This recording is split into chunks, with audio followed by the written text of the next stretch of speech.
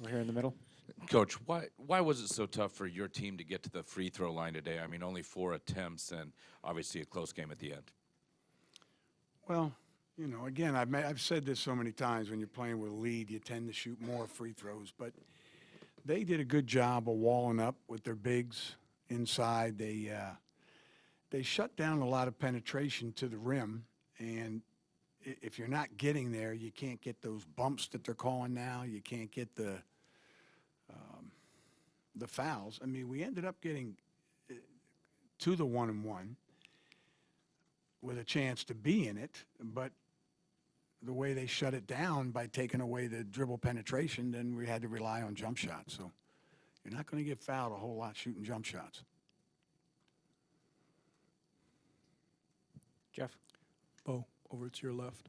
Is Bronson doing all he can on those high ball screens when they're just attacking him aggressively, really not letting him get much going there? Yeah, well, the idea is if they're using two people, then we need to get it to, and we got it to Vito. I mean, Vito's guy was the guy and that's why Vito shot he had those shots the other night against UWM. So you got to have teammates that if they're going to send two at you, you got to be a threat to score. And everybody knows that Ethan's not an outside shooter, but boy, he's going to play for me because he just plays hard and gets things done inside, and he's worked on his shot. But if he could just give us that 15 to 17 footer like Vito has, he had a tough game the other night, but those shots were there. And that's the idea. When you watch other people run ball screens and they run two people at the ball, well, that's when you counter, and then that guy can either shot fake and attack or hit the jumper or then move the ball to the next spot, make that extra pass, which if watching us with experienced teams that we've had, that ball would have been moved. But we're not there yet. Right here in the middle. Speaking of Koenig, if you look at his numbers, Hayes, the combined 7 for 29.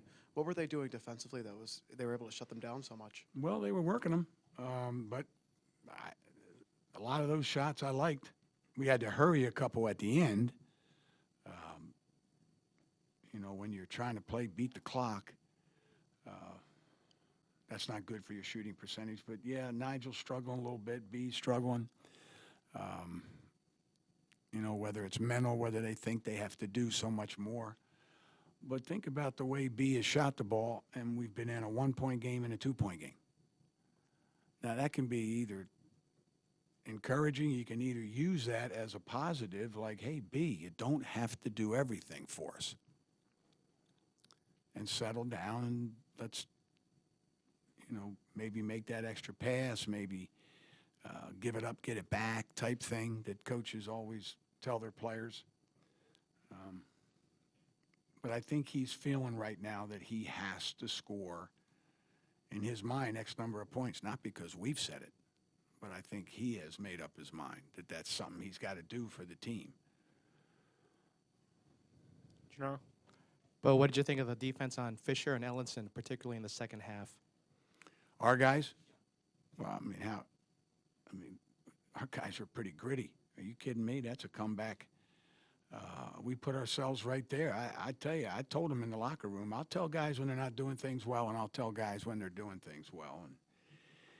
And that poise they showed to when Marquette had everything going for them. That last, 7 minutes?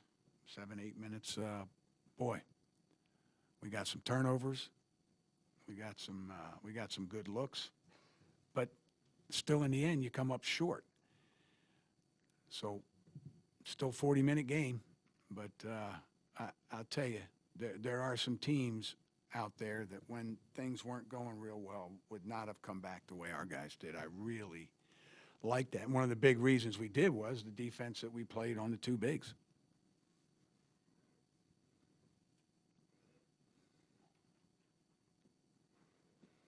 Tom? Well, you talked about Bronson maybe trying to do too much. Is Nigel guilty of the same thing at times? Yeah.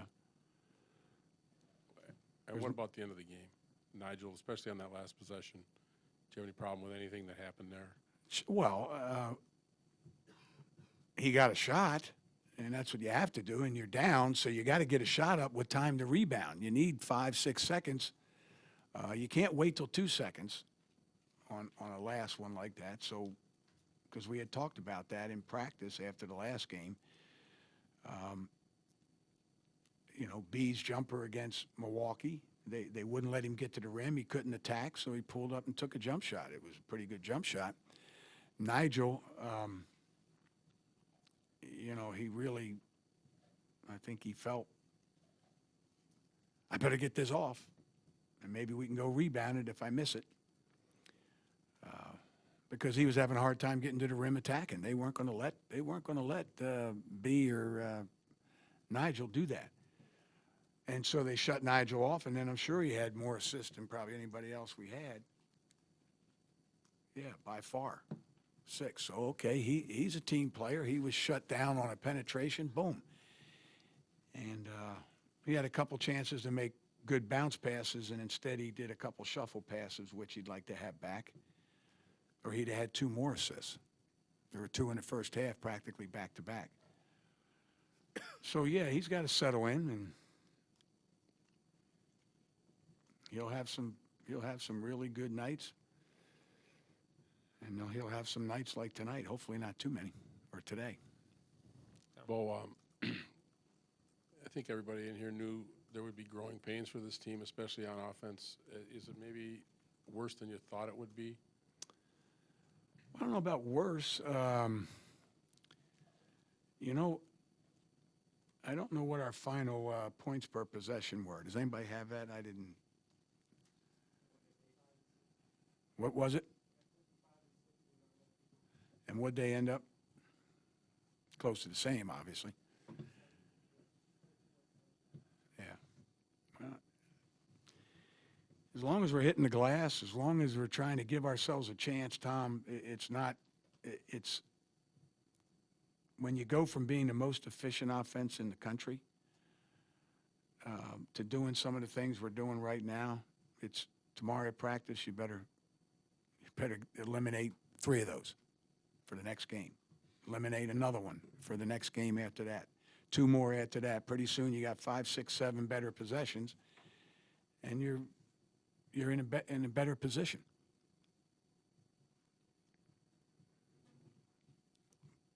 But we were hoping to get some more scoring from some guys. In the back.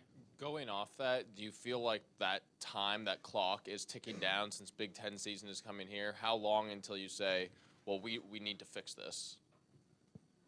Well, did I say we didn't say we needed to get better? I missed something here. Can you rephrase it?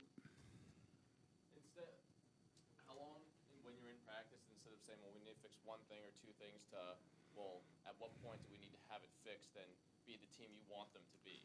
Yesterday. You can't change what's done. You go to practice tomorrow, and we got to work on some things and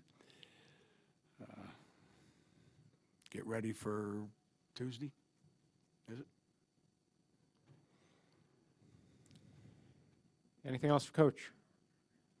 Last one up here. You mentioned their bigs earlier. You look at the points in the paint, what that was. What sort of difficulties do those 2 guys present from a defensive standpoint? Okay, can you just slow it? Okay, give him the mic again so I can get it. You mentioned Marquette bigs. Looking at their points in the paint, what sort of difficulties do they present from you from a defensive standpoint to guard those 2 guys? Because they're called bigs. But you know what? We took away a lot in that second half. We got them to turn it over in there. We got to make some bad passes. That's what gave us a chance. That's how we made our comeback. We didn't give up simply because they were taller than us. And they battled too. Somebody watching that game that likes to see stuff in the paint, they had to find it interesting because it was. You see a replay of that, watch all the stuff going on in the paint. They weren't watching it dry, I can tell you that. Thanks, Coach. That was a Hoosier line.